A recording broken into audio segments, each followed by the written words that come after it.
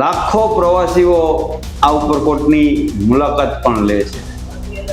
સરકારે જાળવણી માટે જે ખર્ચો કર્યો છે એની સામે ઉપરકોટની બાહ્ય સ્થિતિની વાત કરું તો બહારની દિવાલોમાં ઝાડી ઝાકડા અને ઝાડવા ઉગી ગયા છે, જેને કારણે એની દિવાલો ડેમેજ થઈ રહી છે.